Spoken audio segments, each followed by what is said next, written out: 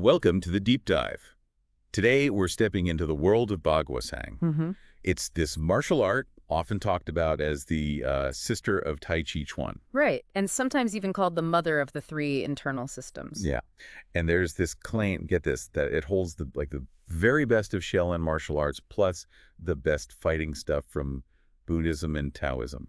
That definitely sets a pretty high bar. It makes you want to know what's actually inside, you know? Totally. So for this deep dive, we're looking at excerpts from Erle Montaigue's Baguazhang Volume 2. Okay. And it seems to promise a look at some parts of the art you don't often see discussed. Yeah, specifically this linear fighting form. Most people think of Bagua as purely circular, right? Exactly. So this linear aspect is interesting. Mm-hmm. But it's not just fighting. The material also gets into healing. The health side. Common in internal arts. Right. And some pretty unique training methods. Things like dim-mak. Death point striking. Always raises eyebrows. Definitely. And specialized push hands. And Montague claims this is, stuff from his specific training, not published elsewhere. Okay, so it's presented as unique material. So our mission here, basically, is to pull out the most interesting bits from these excerpts. Right. Try and get a clear picture of its core ideas, techniques, philosophy, without getting totally bogged down in every single detail. Sounds like a plan. Get to the heart of what makes Baguazhang tick, according to this source anyway. Okay, so first up, this idea that it's both a martial art and a healing art, that dual nature. That's pretty central to many internal systems, isn't it? The way the movements for fighting also benefit health. Yeah. And Montague lays out two different ways Bagua approaches the martial side. Can you break those down? Sure. So the first way is described as being, well, better suited for larger people. It's more direct, kind of forceful. Like just crashing through it. Sort of, yeah. Attacking whatever's in reach, overwhelming the opponent. But the second method, the dragon palm form, that's supposedly better for smaller individuals. Okay, how does that work? It's all about constant circular footwork. Evading, moving to the opponent's back. Attacking from the rear. Exactly. And the power comes mainly from the waist, not just brute upper body strength. That makes sense. Using agility and angles if you don't have the size advantage. Yeah, that's a smart approach, really. And the source really emphasizes that waist control. It says if your mind controls the waist controls the legs and feet. It's this whole mind-body connection thing. Deep. And then there's that claim. Baguazhang has the fastest footwork of any martial art. Bold claim. Makes you think it must be incredibly agile, hard to predict. For sure. And the text brings up dim-mak pretty early on, linking it directly to Bagua practice. Right, the death point striking. And it's presented quite intensely here. Yeah, it says every movement in Bagua is aimed at these points. Montague actually calls Bagua the art of overkill. Overkill. Wow, that gives you a sense of the intended severity, doesn't it? Not just self-defense, but aiming for a decisive, maybe even final end to the fight. Precisely. It suggests a real focus and intent behind every single move. Okay, but what about the other side, the healing aspect? How does the source connect Bagua to health? Well, it points out that historically, old Bagua masters were known for living long, healthy lives. So there's anecdotal evidence. Seems so. And the movements themselves, all the twisting, turning, bending, they're said to be great exercise for everything.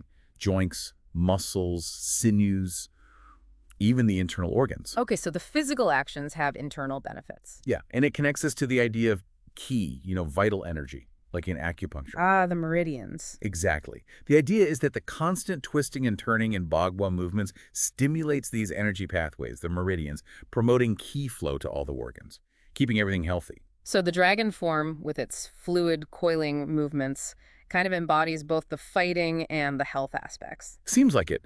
The description of how the dragon form works is pretty vivid. Circular blocking to sort of deflect force rather than meeting it head on. Minimizing the attacker's power. Makes sense. Constantly moving to get to the opponent's center or rear. Power from the waist, stable upper body. Yeah. And this really unique stepping. Right. The stepping. It says there's no momentum buildup. Yeah, it's described as quick, but each step is self-contained. No leaning forward, so you can stop or change direction instantly. Which would be super unpredictable. And good for attacking low, like ankles or the groin, without warning. Exactly. And they use something called cloud shadowing palms during spins. Yeah, lifting the arms in a certain way to apparently counteract the centrifugal force and stay balanced during those fast turns. It paints a picture of a very adaptable system, especially, like you said, for someone smaller against someone bigger. Okay, so then the source moves on to the linear fighting form. How's that different? It's presented as, like, the next step. Yeah. Once you've got the balance, timing, coordination down from the circular stuff, then you focus on practical self-defense, making reactions subconscious, instinctive, learning to break holds, respond without thinking. So it takes the core Bagua principles waist power, footwork, and applies them more directly for immediate defense. Less overtly circular, maybe. Pretty much, and it doubles down on that decisive outcome idea. The overkill aspect again. Yeah. The text mentions techniques aiming for severe results. Breaking bones, eye pokes, leg kicks. It stresses that you don't need to memorize thousands of techniques, but rather internalize the core principles and find what works for you, what you can actually pull off under pressure. That sounds very pragmatic. Effectiveness over complexity. Yeah. And it's practiced both solo and with a partner. Yes. Each technique has a solo part, learning the moves, the application, and then partner work to test it against resistance. Make it real. Simulating the pressure. Right. And the solo linear form itself, supposedly incredibly long and demanding, one of the toughest in martial arts, apparently. Wow. Interestingly, the text only details one side of it. The idea is you should understand the principles well enough to figure out the mirror image yourself, just like in the circular forms. That really underscores the focus on understanding how it works, not just what the moves are. Okay, let's dig into some specific techniques. The source mentions 3 main palm strikes, each with a different sound and effect. Right. First is the single pounding palm, uses the heel of the hand, described as purely physical bone-breaking power. Makes a dull thud on impact, moves the bag a lot. Simple, direct force. Got it. Yep. Straightforward power strike. What's the second one? That's the percussion palm. Often uses what they call an ox tongue palm, fingers kind of cupped. Ah, okay. This one targets softer spots, ears, abdomen. The key is a sharp snap just before hitting. Makes a popping sound. A popping sound. Interesting. Yeah, and the bag might not move much on the outside, but it's said to vibrate inside. Suggests internal damage, maybe related to that iron palm stuff. So more focus, internal disruption, less brute force impact. And the third one, The frog palm, or two palm. This one kind of combines the other two. hand is held flat. On impact, you get a cracking sound that resonates. The bag moves a lot and vibrates internally. It's called the top palm in Bagua, often done stepping forward. So it's aiming for both structural and internal shock damage. It's fascinating how much they focus on the sound as feedback for the strike type. What about finger techniques? Yeah, the big point there is fingers never fully straight for pokes, always slightly bent. Why is that? Seems to be about structure and focus. The strike is like a cobra. A fast whipping motion lets the fingers snap into the target. You want a popping sound, not a dull thud. That snapping action again? Makes sense for targeting small, vulnerable points like eyes or throat. Okay, the text gives examples from the linear form. Let's walk through a couple. Okay, first one, bumping palm. Starts with a step back, block with the palm heel. Immediately, the other hand takes over the block while the first jabs to the eyes. Then you step forward with an elbow strike and a simultaneous palm slap block. A lot going on there. Yeah, then a neck jab, then a wrist lock leading into a rib strike. And then you do the whole sequence mirrored on the other side. Ah, that mirrored execution trains both sides equally, and it shows that simultaneous block and strike idea, very efficient. Definitely. Then there's the grabbing palm. This is if someone grabs your arm and pulls you. Okay, common scenario. You use their pull, break the grip with an upward palm, step in, push down on their forearm with one palm to control it. Pinning them. Right, and then strike with the other palm, finishing with a two-handed push to the chest. Nice. Using their energy, controlling, striking, turns their attack right back on them. Exactly. Another interesting one, white monkey moving branches to make nest. Also a response to being pulled down by the arm. Okay. You pivot, use leverage with your arm hinge, step across their body to mess up their balance, That's off balancing them. and then drop down using your shoulder in a specific way to apply pressure. The text says it can break both their arms across your shoulder. Whoa. Okay, that's definitely in the overkill category. Yeah. Very decisive. Shows the power of leverage and body mechanics. For sure. We also see close infighting by jamming his movements. Starts with a lancing block, Effect. then a hammer elbow to their elbow joint, creating an arm lock, then step behind them for a trip, Take down. and finish with a palm strike. So disrupt, lock, take down, strike. A whole sequence for close range.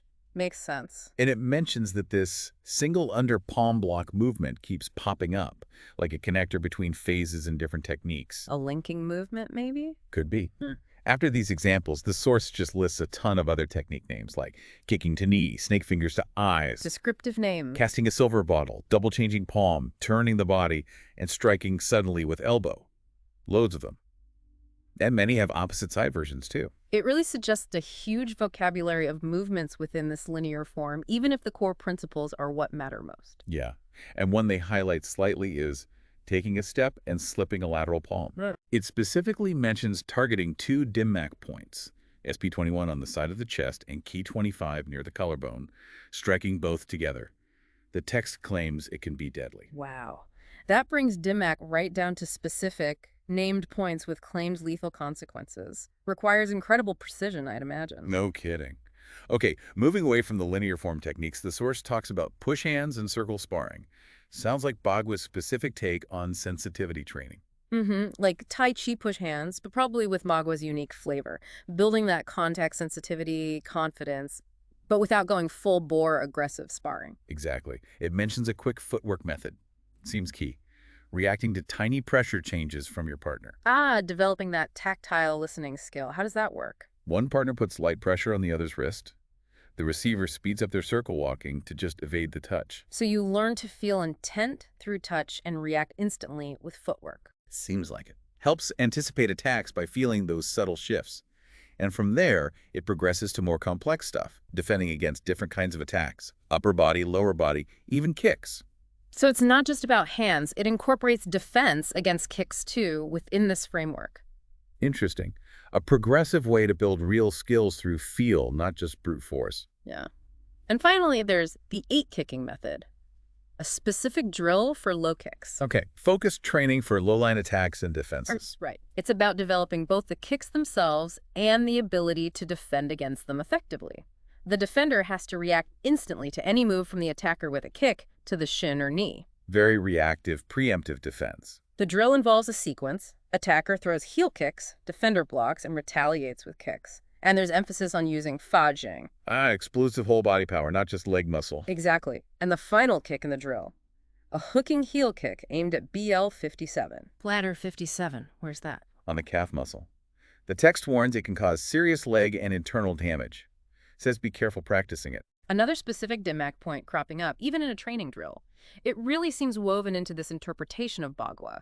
And again, they stress it's collaborative training, not competitive. Right. Learning together. Yeah. So, wrapping up this look at Montaigue Baguazhang Volume 2, it really feels like the value he presents isn't just the number of techniques.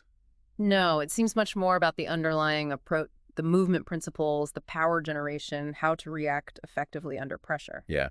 It comes across as this really complete system, Yeah, Potent self-defense, but also serious health benefits. absolutely. That internal focus, the waist power, the unique footwork, the integration of dim-mak, the martial and healing sides. It paints a picture of a very sophisticated art. And those unique training methods, the sensitivity push hands, the kicking drills, they add to that feeling of a well-rounded, deep system. Definitely. Which brings us to our final thought. Given this emphasis we've seen on, overkill, potentially lethal techniques, Right. how does that change how you think about self-defense? And the responsibility that comes with that kind of knowledge? It makes you think about the ethics, right? Yeah. And the deep understanding of the body it implies. It certainly does. It suggests Baguazhang, at least in this view, is about much more than just learning to fight. It forces you to consider the consequences and the deeper implications, something to definitely mull over.